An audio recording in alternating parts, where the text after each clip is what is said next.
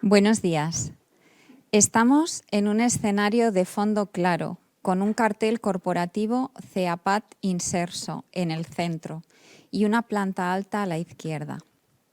Desde el punto de vista del espectador, tenemos de izquierda a derecha las butacas, ocupadas por Francisca, que va a ser la moderadora, mujer de pelo rubio liso, media melena, blusa y chaqueta a juego, azul, con pañuelo al cuello. Sigue Alejandro, hombre de pelo rubio, rizado, corto, barba recortada, camisa gris. Una mesa baja con una planta. Fernando, hombre de pelo castaño, corto, liso, con gafas. Camisa azul con jersey burdeos, con discapacidad visual. Sigue Pepo, hombre de pelo negro, corto, liso, camiseta blanca con jersey azul marino. Lleva gafas. Delante de todas las personas hay una mesa redonda, baja, de cristal con una planta. Para los espectadores en línea, en la parte inferior de la pantalla encontrarán el subtitulado. En la esquina inferior izquierda tienen una ventana con la intérprete de lengua de signos española. Bueno, buenos días a todos. Agradecer que hayáis llegado hasta el final. Espero que no os vayáis todavía porque, como decía la bromita, aún hay más y mejor. Entonces, empezaremos con la última de las mesas de esta jornada que hemos dedicado a la cultura accesible como un espacio de encuentro. Esta mesa la hemos llamado el texto hablado, ¿vale? Ahora veremos en qué nos hemos basado para hablar del texto, ¿vale? Hemos visto en la mesa anterior que hemos hablado de lo que es la imagen y el sonido, cómo relacionamos la imagen con el sonido y con la cultura.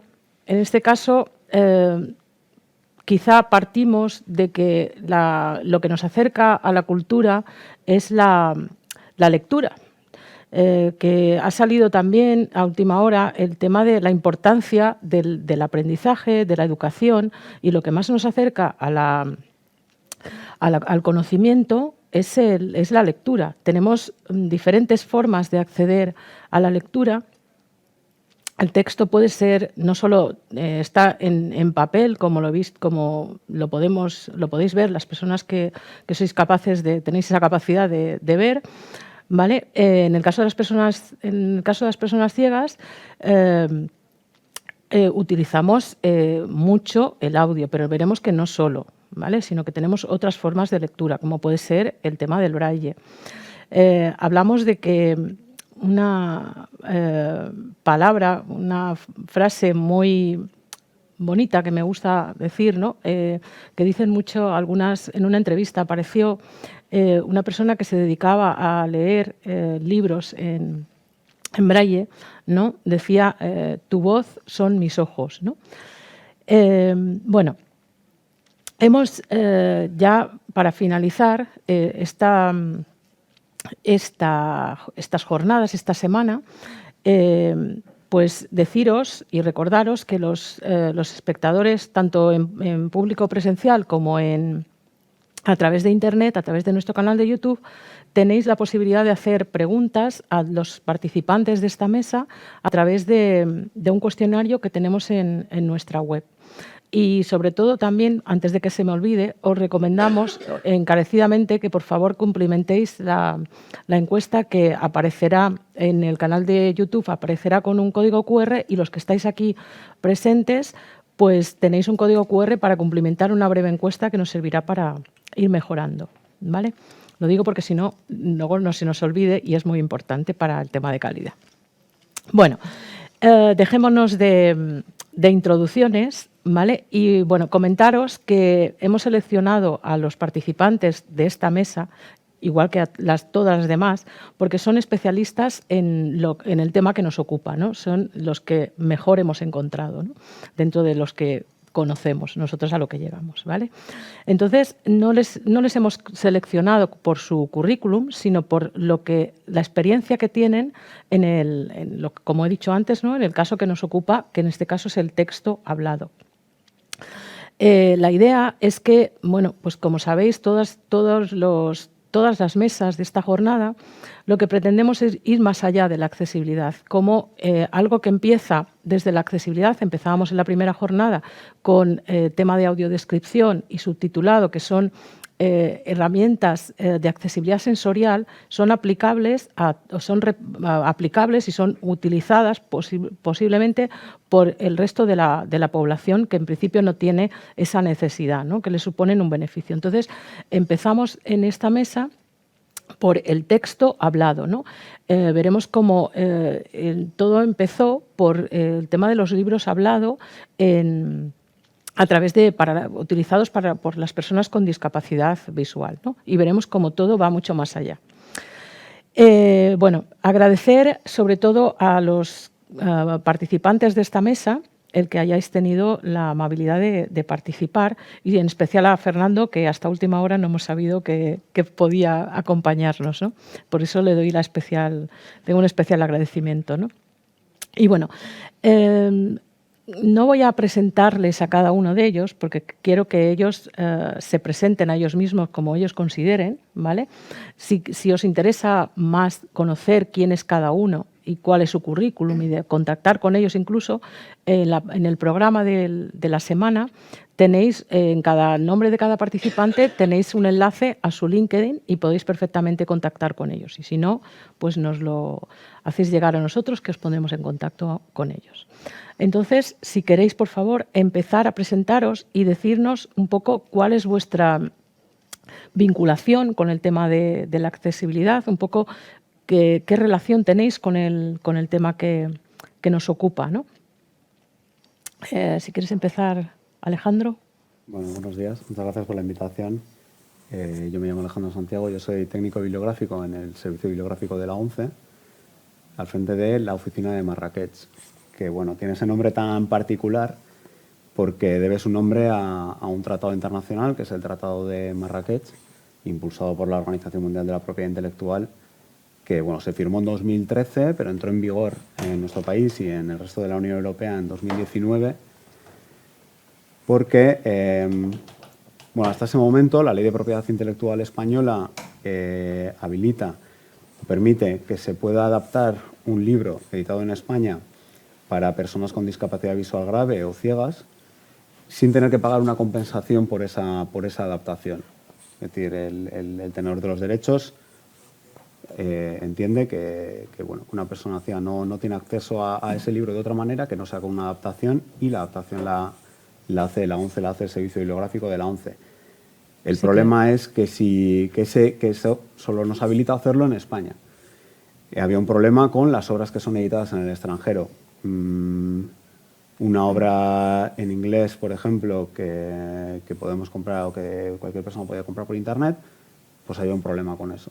Y este tratado lo que ha venido a solucionar es que los firmantes de este tratado, los países que han modificado sus leyes de propiedad intelectual, puedan compartir esos libros entre ellos y nosotros podamos enviar libros a países que no tienen muchos libros adaptados y al mismo tiempo nosotros poder recibir libros que han sido editados en inglés, porque al final el coste de adaptación de un libro en audio es muy alto, y esto nos permite que si una persona en España, un afiliado de la ONCE, quiere leer Harry Potter en inglés, pues podamos preguntar a otras entidades quién ha adaptado ya este libro y poder recibirlo y poder ponerlo a disposición, con el ahorro de costes que eso supone y sobre todo con ese permiso legal que antes no existía y que antes no se podía hacer. Hay que tener en cuenta que antes una persona, ya digo, si quería leer en inglés, una persona que pueda ver, no tenía ningún problema, pero una persona que no podía ver no tenía acceso al ocio o al estudio o cuestiones laborales en otros idiomas. Era mucho más complicado. Y ahora, bueno, estamos en vías de ir reduciendo esa brecha. Bueno, nos has hecho todo un spoiler del tema, pero bueno. Me parece estupendo. Ya no te preocupes que sacaremos alguna otra pregunta. Pero Hay mucho más, sí. Sí, por eso te digo, que no has hecho un spoiler relativamente. Bueno, pues Fernando, cuéntanos un poco tú cuál es tu vinculación con el tema de la accesibilidad. Buenos días, gracias Chisca.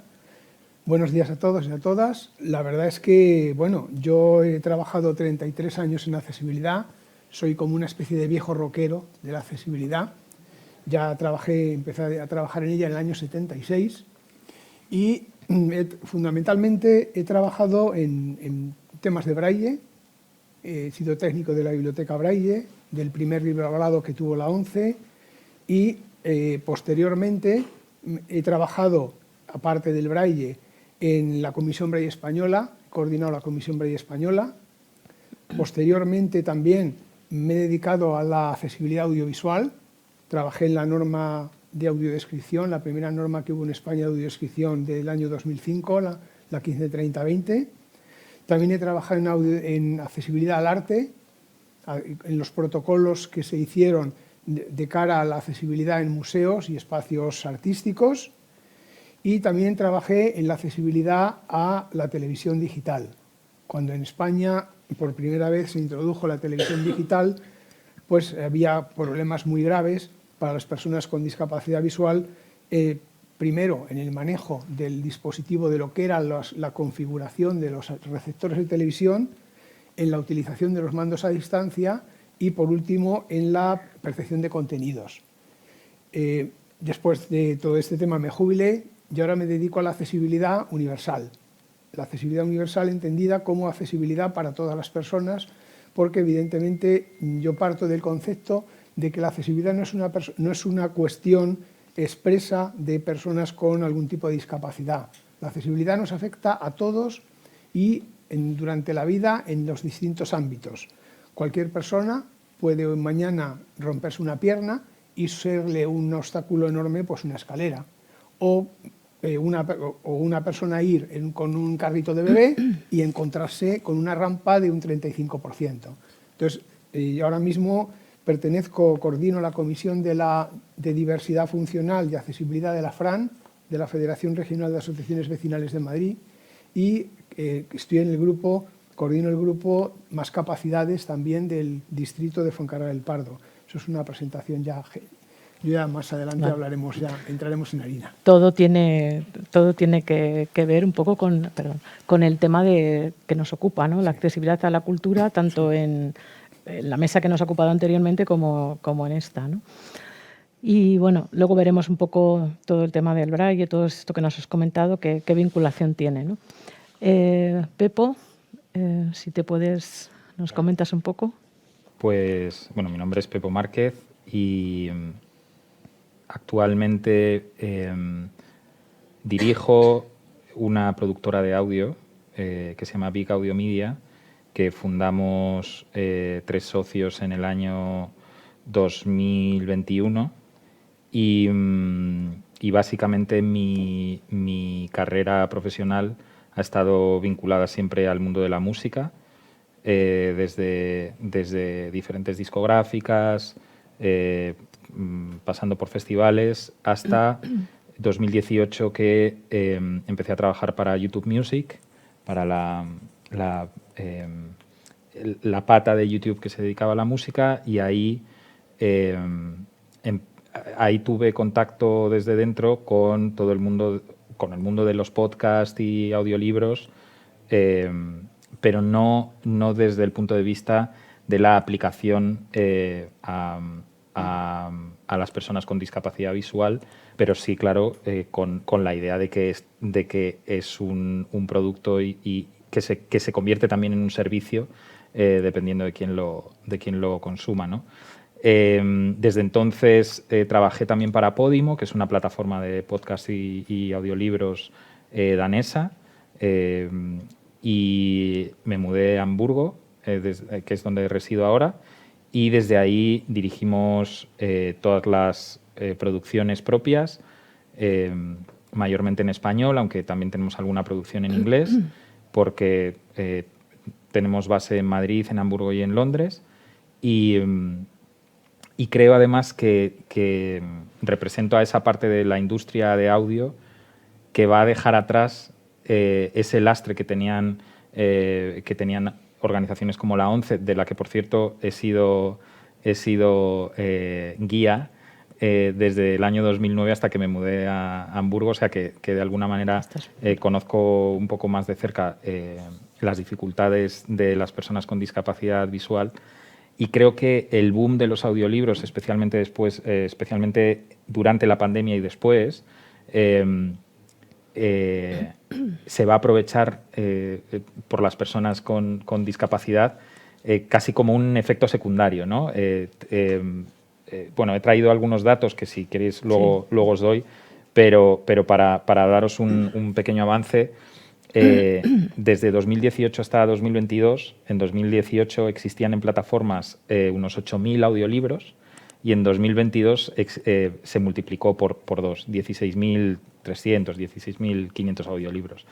Este boom es una muy buena noticia para la gente con las personas con discapacidad visual, que de alguna manera lo que decía Alejandro de cómo podemos acceder al Harry Potter en inglés, bueno, pues ya está todo en Spotify o está todo en YouTube. Ya lo puedes escuchar sin necesidad de recurrir a una biblioteca que medie para conseguir esa grabación, ¿no? Y además ahora existe la moda también, sobre todo entre los bestsellers en Estados Unidos sobre todo, de que sea el propio autor o la propia autora quien narre el audiolibro, con lo cual la experiencia es mucho más cercana. Yo no consumo audiolibros por una cuestión de hábitos.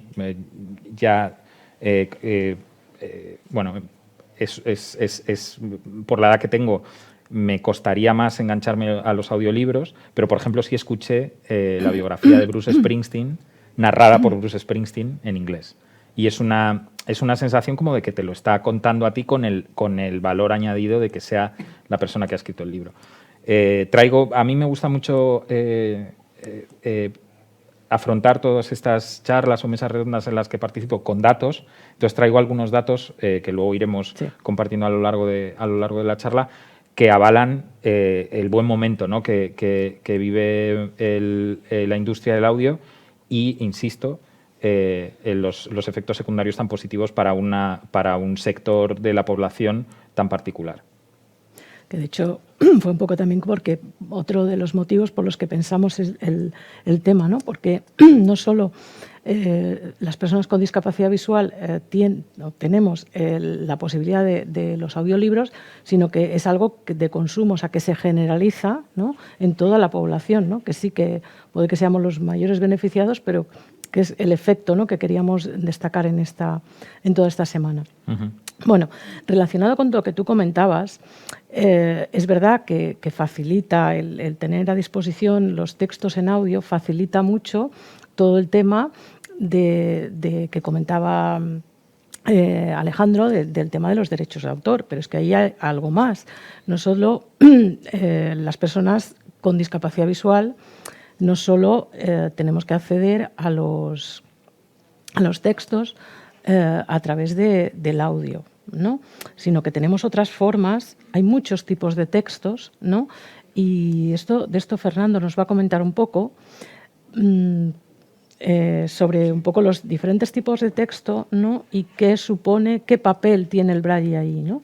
Bueno, a mí me gustaría abrir un poquito de polémica. Me gusta.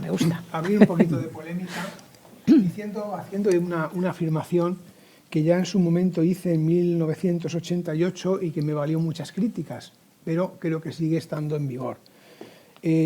Yo dije entonces, toda aquella persona con una discapacidad visual grave, esto es, fundamentalmente, que tenga una ceguera y no no tenga ningún sistema propio de lectoescritura, es un analfabeta funcional.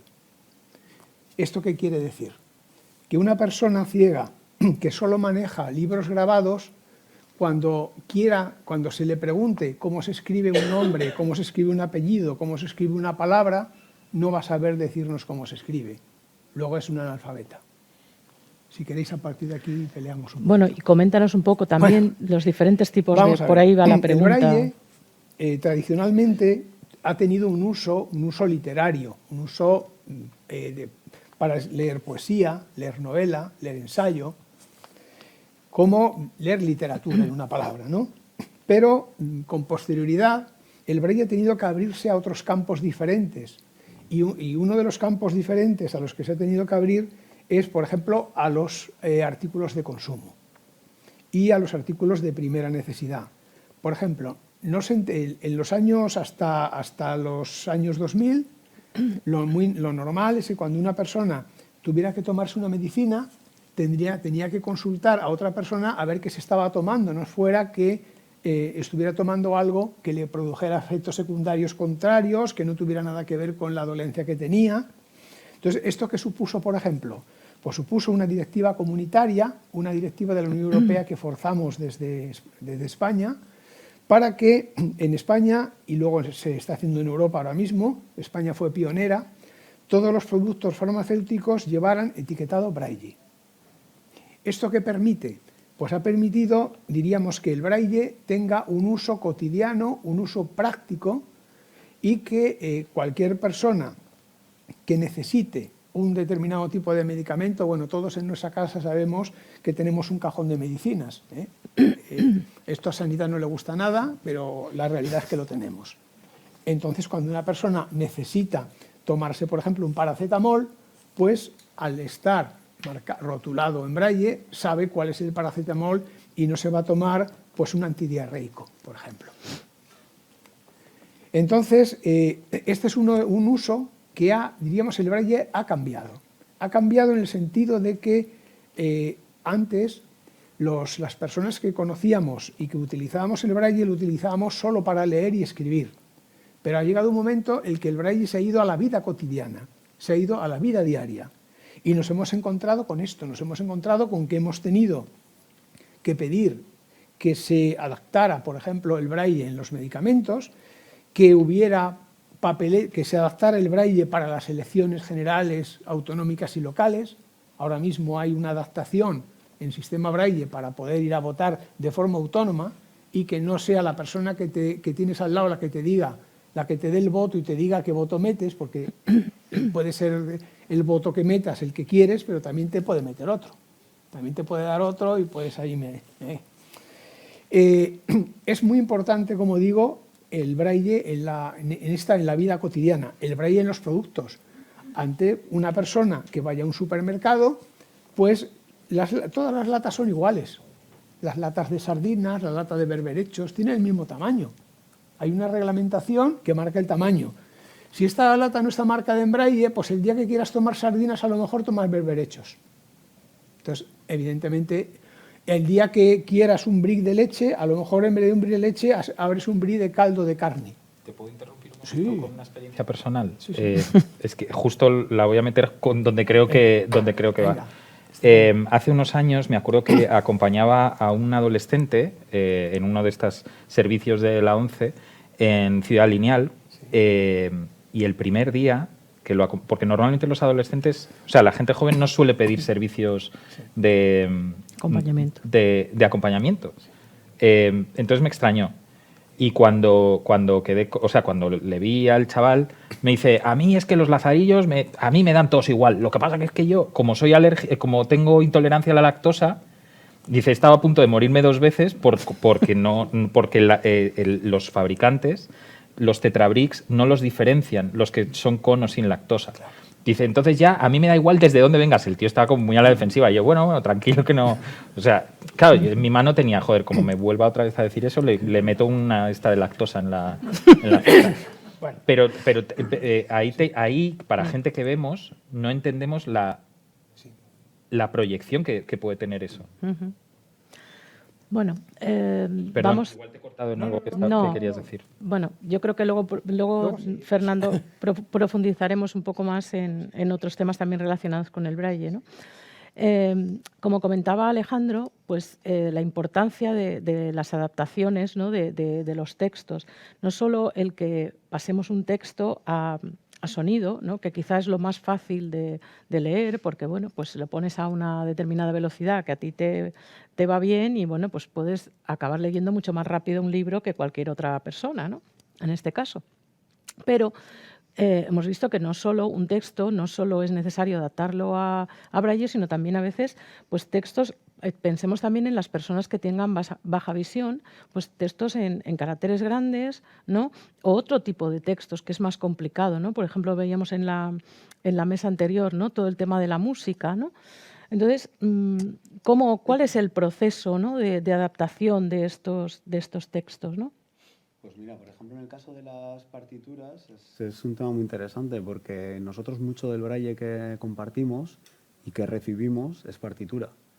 Porque ahí sí que, claro, los músicos que tienen discapacidad visual grave sí que llevan como muchos años ya teniendo una comunidad entre ellos muy, muy potente y trabajando mucho en cuestiones de este tipo. Y nosotros, de hecho, estamos en una red de productores de partituras en braille precisamente para compartir y para hablar porque, bueno, hay que, pues ya digo, sí, hay muchas necesidades en ese aspecto. Y justo las partituras es, curiosamente, uno de los campos de braille donde más movimiento nosotros tenemos en la adaptación y en el intercambio. Y luego también en el sonido, también, claro, el sonido en bruto, ahora decía Pepo lo del audiolibro. Nosotros, por ejemplo, ahora tenemos acuerdos con editoriales que están haciendo audiolibros y, claro, no es tan sencillo porque el audiolibro que comercializa directamente, pues, la editorial o la plataforma, etcétera, requiere una adaptación porque requiere también que la navegabilidad esté adaptada y, bueno, requiere ciertas cosas para cambiarla. Entonces, a nosotros ahora nos mandan en ocasiones, ya digo, las editoriales con las que tenemos acuerdo, ese audiolibro, que es el que más o menos está disponible en plataformas comerciales, para que en el departamento de producción de sonido que tenemos en el servicio bibliográfico, pues haga una adaptación al formato BASIC, que es el formato, digamos, utilizado, el estándar internacional. Claro, en sonido sí tenemos un estándar internacional, aunque es verdad que, por ejemplo, cuando nosotros empezamos a compartir obras con entidades extranjeras, claro, el Tratado de Marrakech ha traído una cosa, un efecto secundario que no nos esperábamos y que está siendo muy interesante, y es que ahora nosotros sabemos qué está haciendo otra gente. Porque antes, pues bueno, tú adaptabas para tu país y, bueno, no te enterabas mucho de lo que sucedía afuera. Y ahora que hemos empezado a enseñarnos los catálogos unos a otros y decir, oye, mira, yo tengo esto adaptado, yo trabajo aquí, oye, ¿no tendrás este libro? Nos hemos dado cuenta que, bueno, que aunque haya estándares, por ejemplo, en el sonido, en DAISY, no son iguales todos los sistemas de producción. O, por ejemplo, nuestros archivos son en MP3, pero en Estados Unidos, por ejemplo, nos hacían un archivo, el 3GP, que ya hacía mucho que no lo veía aquí, pero bueno, ellos adaptan así, entonces no podíamos nosotros reproducirlo. Nos llegaban los archivos, pero no podíamos. Entonces hemos tenido que hacer un esfuerzo en los últimos años también de, entre diferentes entidades, llegar a acuerdos mínimos, de decir, oye, vamos a hacer así el libro y si yo lo hago así, tú lo vas a poder reproducir. Y si yo tal, o en Argentina nos decían, es que quien no tenga un reproductor DAISY muy concreto tiene muchas dificultades para reproducir este libro. Entonces, si el libro fuese así, sería mucho más sencillo para reproducir. Y nos ha pasado lo mismo con el braille, que no tiene un estándar internacional tan claro el braille digital. Y nos hemos dado cuenta que, claro, pues yo es que el papel que utilizo tiene esta anchura. Pues yo utilizo más pequeño. Pues yo... Y entonces ahora estamos como en un proceso de readaptación también de cómo estamos adaptando las cosas también para lograr esos estándares, ¿no? Es decir, bueno, pues los que estamos produciendo grandes cantidades, porque decía Pepo antes, por ejemplo, 18.000 audiolibros disponibles en plataformas. Claro, es que nosotros en nuestra biblioteca digital, creo que, no sé si habrá sucedido esta semana o en estas semanas vamos a superar los 40.000. Tenemos innumerables libros de texto, por ejemplo. Libros de texto, por ejemplo, de manuales universitarios. Muchísimos libros educativos, temarios de oposiciones. Claro, porque al final el audiolibro, yo lo que sí veo es que igual para las personas que no tenemos discapacidad visual, se está centrando mucho en el ocio, como es lógico, ¿no? Claro, claro. Y entonces, claro, yo creo que ahí sí que en el futuro ese tipo de adaptación también va a ir cambiando porque al final la adaptación de manuales o igual no es tan interesante comercialmente y nosotros vamos a tener que seguir haciéndola. Entonces es verdad que es un momento como muy interesante en la que se está poniendo el foco en el audiolibro, que es algo que nosotros ya llevamos décadas haciendo y ahora estamos viendo como joder, ¿y qué necesita la gente? ¿Y qué necesita una persona que no tiene una discapacidad visual grave? ¿Pero qué necesita una persona que sí la tiene? ¿Qué material? ¿Qué no? Y luego también, bueno, que es el hecho también del acceso que hay, ¿no? O sea, pues una persona que no tenga una discapacidad visual grave puede coger un audiolibro porque, bueno, dice, bueno, me apetece escucharlo mientras estoy haciendo otras tareas o algo así, pero luego tengo el libro en papel también si lo quiero. O tengo el libro en papel del mismo autor que me ha gustado, puedo coger otros libros en papel. Que una persona con una discapacidad visual eso no tiene. O sea, yo, por ejemplo, no tengo una discapacidad visual, yo voy a una librería y todos los libros que hay en esa librería están hechos para mí. Luego yo ya seleccionaré y diré, pues este no me gusta, o este tal, o me gusta de este. Pero claro, una persona en España con discapacidad visual grave, los libros a los que tiene acceso es los que están adaptados, punto. Entonces, esa es la importancia del proceso de adaptación. Solo el libro que está adaptado existe. Hombre, y sobre todo lo que tú decías, la forma de acceso, ¿no? Que lo puedes encontrar en cualquier librería. En cambio, los libros hablados, a la hora de, o los audiolibros, ¿no? A la hora de acceder a ellos, sobre todo pensando en el colectivo de personas mayores, ¿no? Que es complicado que puedan acceder a ellos, ¿no? Pensando y relacionando esto un poco con el tema de la tecnología, ¿no?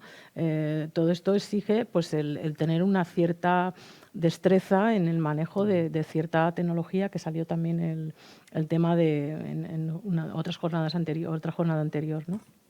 Y también el hecho de que, bueno, el Braille tiene diferentes formatos, ¿no? A la hora de acceder a él, ¿no?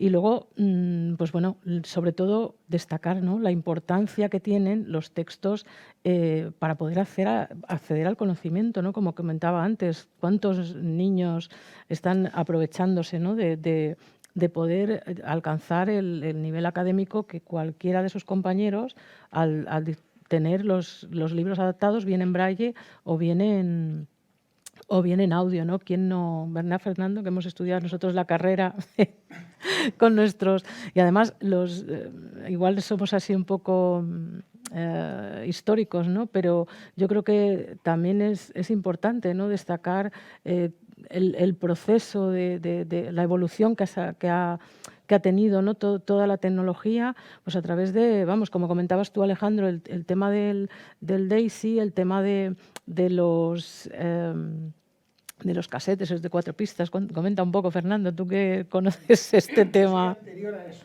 ¿Ah, sí? El primer libro hablado que vino a España, que vino el año 1963, era un aparato que pesaba 3 o 4 kilos, así de grande, muy grande, que tenía 18 pistas de sonido y que se reproducía en un aparato que era como una caja de madera que utilizábamos en las casas para subirnos a los altillos, porque era una caja bastante alta, y esto cuando uno lo llevaba de un sitio a otro, pues pesaba lo suyo. Posteriormente se pasó a un sistema de unas cintas de plástico de 6 pistas, de unas 12 horas de duración, y luego ya vino la cinta estándar de Philips, a la que se le aplicó por primera vez, en vez de tener 2 pistas de sonido, que lo más que tenía en aquel momento eran 90 minutos, se duplicó el número de pistas, se grabaron 4 pistas en la misma cinta y pasó a tener una duración de 6 horas. Y ya a partir de ahí ya vino el arranque digital. Primero fueron los suecos, los norteamericanos, los que impulsaron los aparatos de sonido digital, y bueno, todo lo que ha venido después, que ya vosotros conocéis mejor que yo seguramente.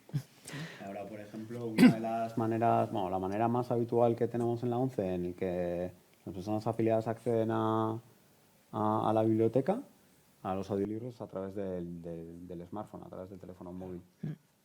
Y de hecho, la mayoría de préstamos se producen en esa vía. Y también ahora llevamos un tiempo trabajando con ello, con los asistentes de voz. Sí. Es decir, Alexa, abre Biblioteca Digital 11, quiero leer libros de... Y va saliendo y lo va reproduciendo. Sí, sí. Pues coméntanos un poco, Pepo, el tema este que comentabas tú de las cifras, ¿no? De la generalización, un poco del consumo de los audiolibros, así en la población general. Sí, bueno, el consumo de los audiolibros viene de la mano de la explosión del audio digital en los últimos años en España y en el mundo, en realidad. El caso particular de España es que, por nuestro idioma, las producciones españolas se acaban escuchando en Latinoamérica también. Entonces, eso multiplica la posibilidad del mercado. En 2023, que es el último dato que tenemos, la fuente es Statista, el porcentaje de la población que escuchó audio a través de Internet por tipo de formato es muy interesante. El 77% lo hizo para escuchar música en las diferentes plataformas. El 61% lo hizo para escuchar la radio online en directo. El 54% para escuchar podcast. El 35% radio online en diferido, que no es lo mismo que podcast, que aquí hay un debate en torno a exactamente a este tipo de definición, y el 19% audiolibros. Es decir, el 19% de toda la gente que escuchó audio en digital en 2023 hasta agosto lo hizo para escuchar audiolibros. Claro, curiosamente, cuando yo trabajaba en Google, en YouTube Music, me sentaba en el mismo departamento que estaban desarrollando el altavoz digital, el asistente de voz de Google. Entonces lo configurábamos y lo configuraban para tener preconfigurado en lugar de Spotify YouTube Music.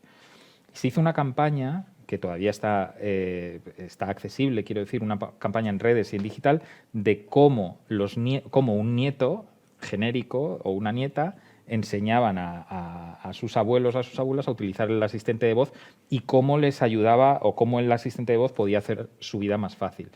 Claro, desde el principio también se pensó en las personas con discapacidad visual, de colocar el altavoz y tener acceso no solo a audiolibros, sino también a noticias y también a menús que de otra manera no podían seleccionar.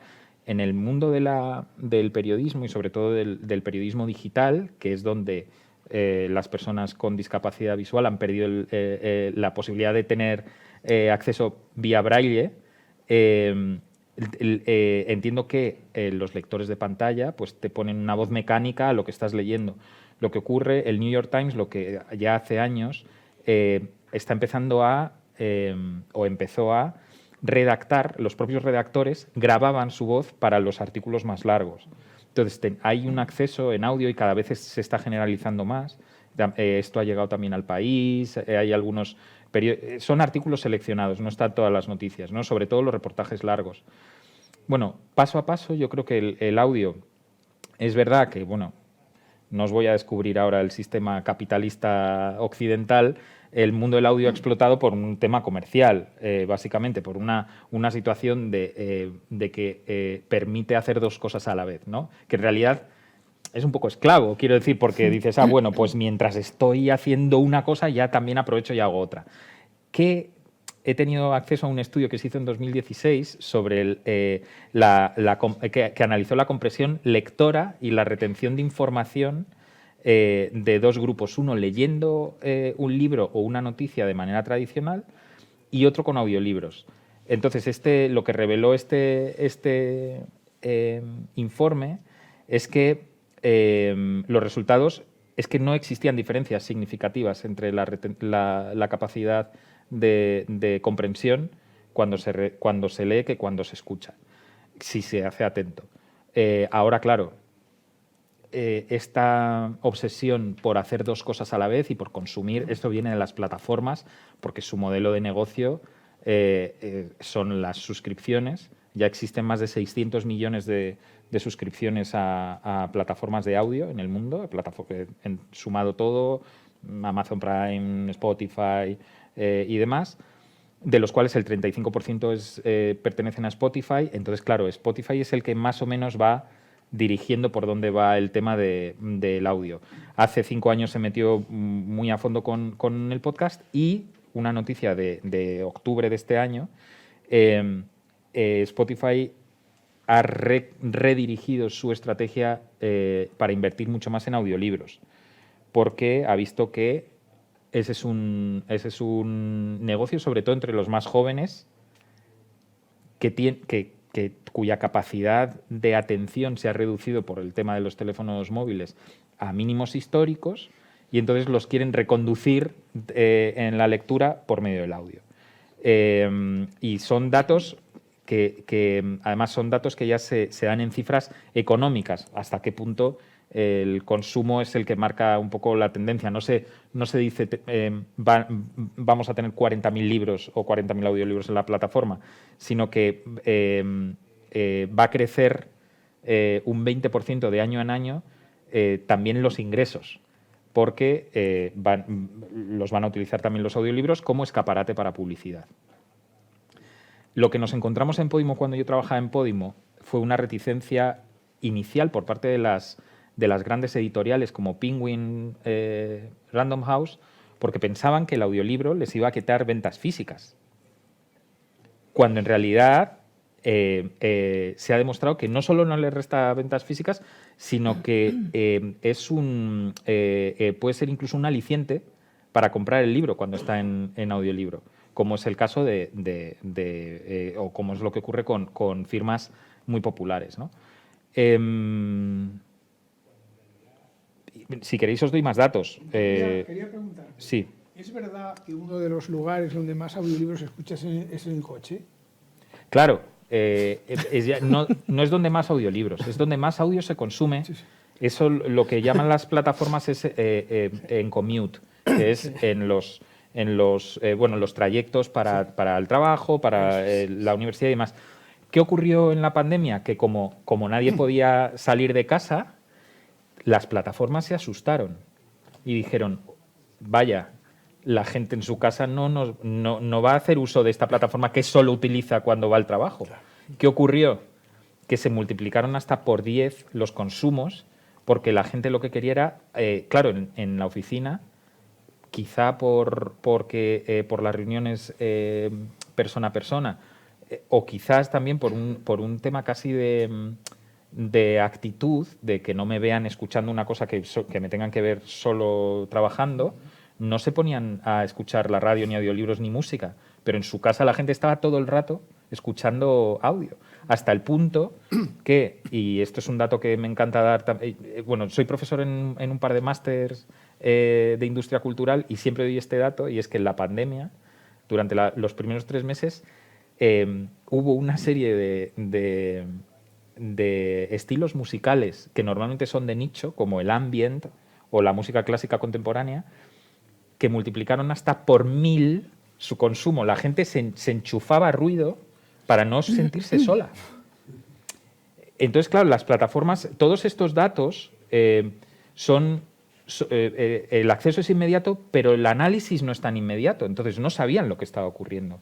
Sabían que se estaba consumiendo más, pero no sabían el por qué. O sea, ¿por qué Philip Glass, que es un compositor contemporáneo muy de nicho, y esto es una opinión personal, en muchos momentos te puede sacar muy de quicio, cómo era que algunas composiciones de Philip Glass estaban siendo tendencia global? Claro, Philip Glass, que todavía vivía por entonces, debió embolsarse en esos meses una buena cantidad de pasta, que eso es uno de los efectos secundarios de esto. Y de hecho, uno de los debates todavía va por ahí. Las licencias de los libros, si tienen que estar sujetas al consumo, o si tiene que ser una variable, o si tú cuando firmas con una editorial firmas esos derechos y no ves dinero de royalties. Esto al final va a funcionar como la música, que es, por si no lo conocéis, es un sistema de royalties, bueno, que puede ser muy mejorable, pero que depende de los plays, ¿no? ¿Y la pregunta era? ¿Fernando? No, simplemente eso, que si uno de los lugares donde más... Sí, totalmente. Otra cosa también es el problema, un debate que se ha abierto ahora es el 1.5, ¿no? La velocidad con la que se escuchan las cosas ahora. Uy. Chisca ha puesto cara de culpable ahora mismo. No entiendo por qué. No, quiero decir que velocidad, te refieres a la velocidad Eso es. a la que ponemos, la El velocidad audio. de lectura. Sí. Los reproductores de Es YouTube, que, por ejemplo, bueno. que son muy utilizados, ya desde el principio tenían la Sí. opción de más rápido, y habrá mucha gente que habrá visto a personas ciegas leyendo un libro y el audio iba a toda leche. Va a toda leche, sí. Ya por, claro, la costumbre, ¿no? Yo lo pongo así, Sí. por ejemplo. Yo, por bastante ejemplo, habitual, de hecho, yo no puedo. ponerlo más rápido.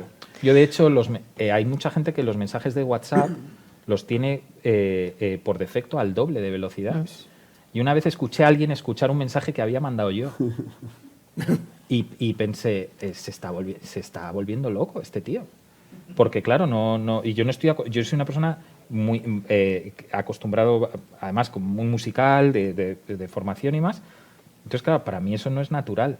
Pero entiendo que uno de los hábitos contemporáneos, especialmente en la gente más joven, es todo lo que pueda en el menor tiempo posible.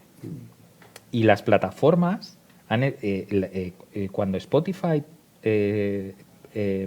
permitió duplicar la velocidad, sobre todo de podcast, porque no lo puede hacer en canciones, porque sería ridículo. Pero en podcast, ahora mismo, y esto es un dato creo que de 2022, más del 50% de la gente escucha los podcasts al doble de velocidad. Bueno, también es que hay gente que habla muy despacio, ¿eh?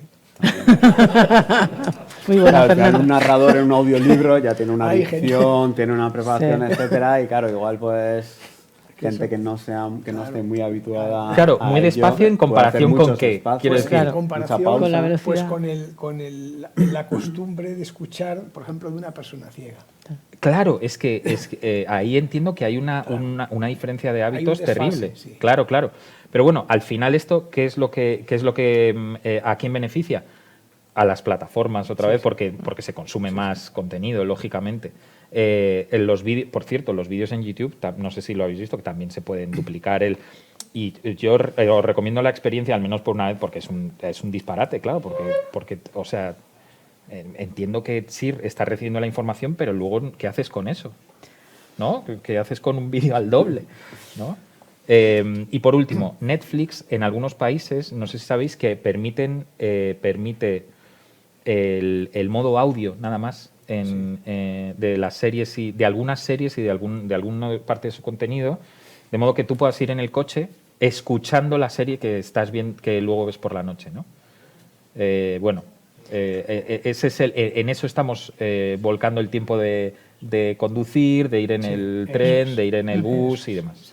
Bueno, yo Pues que con pensaba esta- que serías el que menos ibas a hablar y bueno, nos estás dando un... Es que resulta muy interesante la relación que se establece con el audio y con el sonido, claro, según la necesidad que tienes o según cómo lo vives.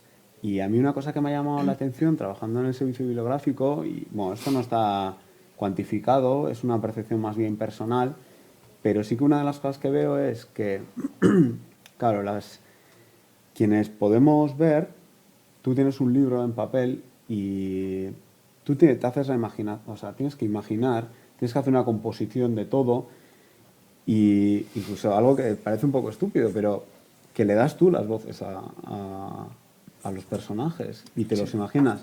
Y entonces yo lo que sí veo es que en la ONCE, por ejemplo, quien es lector de Braille es muy lector de Braille. No consume o consume muy poco audiolibro y solo cuando tiene necesidad. Y a mí me lo han dicho varias veces, no. Claro, es que cuando yo cojo un audiolibro, a mí me lo están interpretando.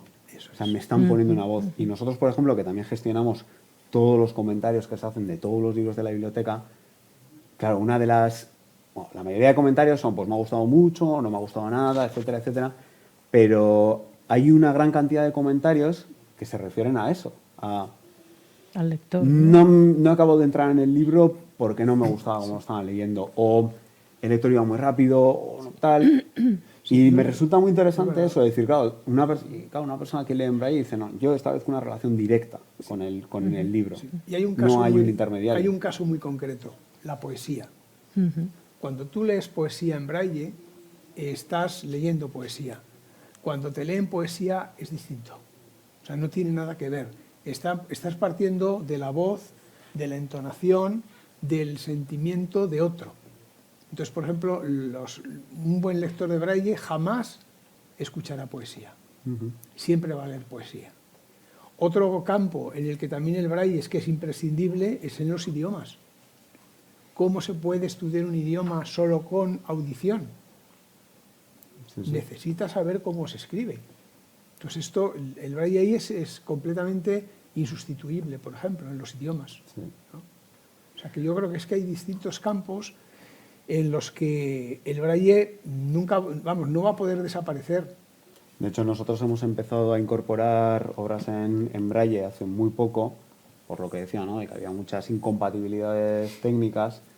Y bueno, después de trabajar mucho con ello, con software desarrollado por la propia ONCE, etcétera, ya estamos empezando a poner libros y están teniendo muy buena acogida. Sí, sí. Porque claro, pues la gente que era lectora de Braille sí que tenía ganas y sí que nos lo demandaba también. El problema es tener que manejar, por ejemplo, un diccionario de griego de 14 volúmenes, porque tu familia te acaba echando de casa, porque empiezas a ocupar espacios en Braille en tu casa y en una casa pequeña pues no te cabe. Igual te echa por otros motivos antes. ¿eh? Sí, también. Quiero decir que tu vida sea manejar Mira. los diccionarios de griego. Sí. Mi hermana gemela es traductora, lo digo por eso. Una pregunta quiero hacerte, Alejandro, en referente al Braille y a la música. Me habían dicho que sobre todo los músicos y músicas que tocan cuerda, y la guitarra y el violín y el contrabajo, el cello y demás, claro, en la mano izquierda, si son diestros, se pierde sensibilidad en la yema de los dedos y eso les impide muchas veces leer bien en Braille.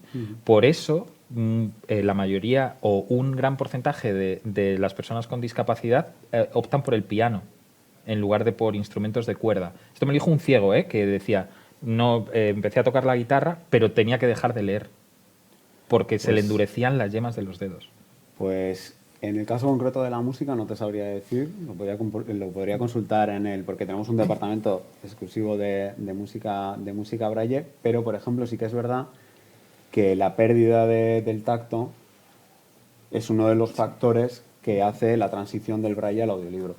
Clarísimo, porque se pierde el tacto y entonces, pues bueno, ya para leer un libro entero se hace muy pesado y eso es uno de los factores principales por los que una persona podría pasarse del Braille al audio. Y de hecho es uno de los factores también por los que hoy en día la pérdida de visión se produce sobre todo a edades ya avanzadas y ya aprender Braille a esas edades también por la pérdida de tacto se convierte en algo muy, muy complicado. Y yo también por eso también Fernando habla de ese Braille funcional, de decir, bueno, por lo menos aprendes, eso que aquí pone paracetamol, pero claro, luego leer un libro entero. Sí. De todas Igual formas, no es práctico. la pirámide de personas con discapacidad visual ha dado un vuelco, mucho. Han dado un vuelco total.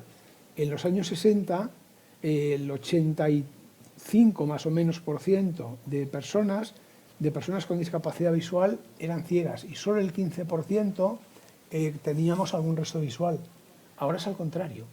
Ahora el 15% de personas no tienen visión o tienen una visión residual y el 85% tenemos una visión parcial. Entonces eso también ha volcado de alguna forma el interés por el sonido y un poco el abandonar el braille de lectura cotidiana, el braille de, como decía yo, de libros, pero es que hablamos de libros de 30 volúmenes, de 20 volúmenes, eso, evidentemente, las personas con resto visual es que les queda lejísimos. Sí, de hecho ahora el perfil principal que tenemos en nuestra biblioteca es mayoritariamente audio. Sí. Los porcentajes pueden variar, pero bueno, en torno a 70-30 a favor del audio, porque además el perfil es persona que se ha quedado, que ha perdido mucha visión en sus 60, en sus 70, se incorpora a esas edades a la biblioteca y quiere seguir leyendo, porque lleva leyendo toda la vida, entonces de repente pasa al audiolibro. Y de hecho, por ejemplo, hilándolo también con la cuestión esta del Tratado de Marrakech, esta semana nos ha pasado un caso que me parece como muy sintomático de las necesidades que había en este sentido. Y es que nos llega una persona de Reino Unido, profesor de español toda la vida, se ha jubilado y, bueno, por una enfermedad degenerativa ha perdido la vista. Y él es usuario de una biblioteca para personas ciegas de Reino Unido que no tienen nada en español. Y claro, el tío decía, pues es que yo he leído en español toda la vida y de repente me quedo ciego y no puedo leer en español. Y claro, y eso es una de las cosas que venía a solucionar el Tratado de Marrakech. Porque claro, ahora nosotros estamos en contacto con esa biblioteca y decir que esa persona pida lo que quiera de nuestros... Este es el catálogo nuestro y dice, pues quiero leerme todos los libros de tal y todos los libros de no sé qué y todos los libros... Y se le envían y lo va a leer. Pero yo me he quedado pensando un poco de decir, claro, o sea, de repente has tenido una merma en tus derechos, un derecho básico como es el acceso a la cultura, que es que decir, no, yo podía leer perfectamente en español, no tenía ningún problema, era profesor de español viviendo siendo inglés, etcétera, y de repente se acaba. De repente todo ese acceso que tú antes tenías garantizado y que se te daba por hecho, pues lo has perdido. Y claro, si esto hubiera sucedido hace 10 años, sin este tratado, pues ya está. Es que no habría no hubiera tenido posibilidad. acceso. Sí, sí. Luego hay otro Pues- handicap en el braille. Ay, perdón. Lo siento, Fernando, Ya. pero viene la voz de los super tacañones, Pues venga. que estamos fuera de tiempo. Y os voy a Bueno. dejar medio minuto a cada uno, porque bueno, me ha parecido súper interesante y no he querido cortaros con preguntas que igual han ido surgiendo más o menos, ¿no? Medio minuto cada uno para vuestros deseos de futuro, como hemos comentado en otras mesas, ¿no? Por dónde veis el futuro, si se os ha olvidado, os hemos dejado de comentar alguna cosa, pero medio minutito, porque tenemos luego, nos espera otro... Yo un deseo, por ejemplo, sería que la labor que nosotros tenemos que hacer en el servicio bibliográfico pues se fuese convirtiendo, o sea, que no la tuviéramos que hacer, o al menos no hacerla en la forma en la que lo hacemos ahora. Es decir, que los libros de aquí a X años ya se publicasen accesibles. O sea, lo que llamamos en inglés born accessible, de que ya en origen sean accesibles. Que sean en EPUB 3, que permite un lector de texto, que permite una adaptación, que permite... O sea, que no haya que hacer ya mucho eso. Yo creo que ese sería, sería fantástico. Que es decir, que la propia edición ya fuese accesible. Fernando.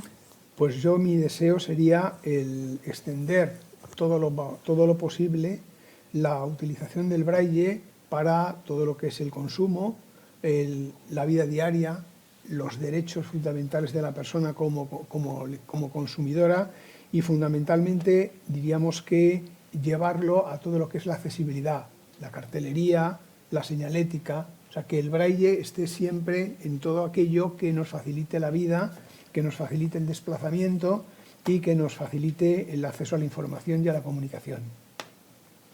Muy bien, cumpliendo los tiempos, me gusta. Pepo. Bueno, yo creo que a futuro no deberíamos dejar en manos de las plataformas ese derecho del acceso a la cultura, porque no nos guiamos por los mismos parámetros. Las plataformas se guían por el beneficio comercial. De hecho, si miramos los porcentajes de los audiolibros consumidos en España, pues el 50% casi son de misterio y thrillers. Entonces, si tienes esos datos, pues lo que querrás será más contenido en ese sentido, y al final quedarán un montón de temas residuales que no serán económicamente beneficiosos para las plataformas y acabarán no estando. De modo que creo que claro, que se tiene que profundizar en el acceso global y de todos los temas a esto. Y en eso las productoras tenemos mucho que decir, porque no nos podemos tampoco guiar por el beneficio económico, sino por un sentido también de servicio. Bueno, me vais a perdonar, pero yo con mi obsesión con el tiempo no era menos cuarto, sino que era en punto, con lo cual tenemos 3 minutitos o 4 más, ¿vale? Pues Fernando, habla, que sé que te has quedado... Se ha quedado con ganas. Es que tenía... Yo con mi obsesión, menos mal que tengo ahí mis apuntadores. Lo que tengo que pensar es qué es lo que iba a decir. Pues hilando con lo que tú has dicho, Pepo, al final, claro, es verdad, evidentemente las plataformas, las editoriales se guían por unos criterios comerciales que, claro, nosotros también estamos para garantizar un derecho básico que es ese acceso a la cultura, al ocio, a cuestiones laborales, que claro, de otra manera no se hace. Nosotros, por ejemplo, tenemos libros infantiles totalmente accesibles, ya que tienen texturas, están en braille, en tinta, es decir, porque la idea es que pues, un niño coge y lo lleva a su clase y lo puede leer con otro compañero, ¿no? Él lo lee en braille, lo va tocando los dibujos de ese libro, y nosotros cada vez que mostramos esos libros en diferentes ferias, pues, el año pasado estuvimos en la Feria del Libro de Frankfurt o en la Feria del Libro de Madrid, la gente está encantada, dice, esto es una pasada, esto me gustaría comprarlo a mí. Y claro, empiezan a hablar, bueno, el coste de los materiales, el coste de la impresión braille, es decir, necesitas una impresora braille para poder imprimir, que va martilleando, y claro, enseguida dicen, no, es que claro, esto no es viable. Es decir, tendríamos que vender cada libro a 70 euros, a 80 euros, ¿quién lo va a comprar? Y entonces, claro, hay países en los que eso no está garantizado. Pues nosotros cuando íbamos a Alemania y lo mostrábamos, allí sucedía que esos libros existían porque padres y madres de niños con discapacidad visual lo hacían a mano en sus tiempos libres. Entonces, claro, la calidad era mucho inferior y había muchísimos menos. Y entonces, claro, el dejar siempre las cosas ahí y el no tener una estructura efectivamente que garantice que eso tiene que existir, produce esos problemas. Y perdón, pero es que ya a modo anecdótico, es que hay libros que claro, que no comercialmente no tienen ningún sentido que existan, pero a nosotros desde Australia nos pidieron una vez un libro sobre la historia de pues, un club de fútbol de Buñol o de un pueblo de por allí que había hecho el centenario. Y eso se adaptó porque alguien en España... Nosotros adaptamos a demanda, es decir, los afiliados de la ONCE dicen, mira, quiero leer este libro y se adapta ese libro que han pedido. Es decir, no se adapta sin criterio. El criterio que se sigue es ese. Bueno, es un criterio quizá, claro, demasiado amplio. También hubo una persona, hace ya años, que pidió el manual, vamos, el libro de los patrones de yates, de recreo. Era una persona ciega y quería llevar un yate de recreo. Yo no sé si alguna vez lo habrá llevado, pero adaptar un libro de patrón de yate de recreo, pues es la locura. Pues yo quiero perseguir esa historia, saber si se sacó el carnet al final. Sí. ¿No? Habría que saber si se sacó el carnet. Pero ahora se hace. De hecho, se rechaza solo por cuestiones de duplicidades o por decir, mira, pues justo esta edición no existe, pero está hecha una edición anterior que, bueno, tiene un prólogo nuevo, adaptamos el prólogo nuevo, ¿no? Claro, pero es que precisamente esa es la base de todo derecho, que no depende de un beneficio económico o que no está mediado por si es rentable o no es rentable. Claro. Yo creo que el audio, además, y sobre todo en estas plataformas, que muchas de ellas como YouTube son crowdsourcing, que es decir, que cualquiera de nosotros puede aportar, se puede poner en su casa con un micro, grabar lo que quiera y subirlo, y esto se puede escuchar en el mismo minuto en el que se hace.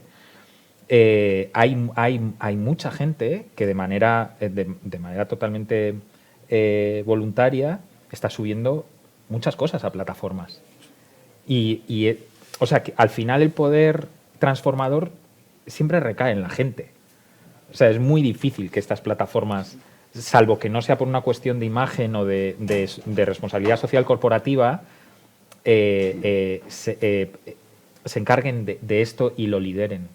¿Entiendes? Entonces, al final somos las personas que por contacto, por tener un hijo o un familiar con discapacidad, sabemos cuál es el recorrido que puede tener eso, bueno, pues lo hacemos en nuestros ratos libres, ¿no? De cualquier modo, una cosa en el futuro que creo que va a ser, que estamos llegando ya a ese punto, yo soy muy crítico no muy crítico, pero estoy muy sensibilizado con el tema medioambiental y creo que la producción de libros físicos no se sostiene, se imprimen muchísimos más libros de los que se leen, muchísimos más libros, y el tema digital es una herramienta y además una solución a la vez, ¿no? Yo creo que la literatura del futuro es muy probable que en muchos aspectos sea solo audio, es decir, ya va a haber libros, historias que solo van a existir en formato audio. Y a mí eso me parece increíble porque todavía hay muchas más posibilidades de tener a un tipo o a una tipa leyendo en un micro. Y es todo el audio inmersivo, toda la contextualización de audio de lo que estás contando. Ya no te digo de historias de fantasía, te digo, si tú estás leyendo un libro de música, de Fugazi, que a la vez que estás leyendo haya pasajes del libro donde te pongan las canciones, entonces ya sabes a lo que se refiere. O justo está hablando de un concierto y te pongan ese concierto, ¿no? Y tú lo escuches. Entonces, todo eso que todavía es audio experimental y lógicamente no hay un modelo de negocio que pueda soportar eso. A la vez, como no hay un modelo de negocio que pueda soportar eso, creo que todavía hay mucha más libertad, ¿no?, para hacerlo. Y vamos a ver cosas increíbles en muy poco tiempo. Y en cuanto a las ferias internacionales, como la de Frankfurt la conozco, cada vez hay mayor peso del audio dentro de estas ferias internacionales que hace 10 años eran... ni tan siquiera manejaban el ebook. ¿Cómo vamos de tiempo? Tengo Bueno, una consulta nada. yo. Bueno. Yo quiero hacer una pregunta. Quería hacerte una pregunta. La relación, o sea, no solo con el tema de los libros, sino con el tema de todos los derechos de adaptación de otro tipo de materiales.